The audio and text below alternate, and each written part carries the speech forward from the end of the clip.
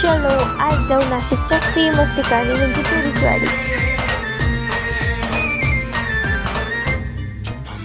तुझ्यासाठी शिवाराची केली मशागत, खुरपला जीव दिल काळजाच खत, राखायाला मळा केली डोळ्याची या वात, बुजगावण्याच्या परी उभा दिन रात.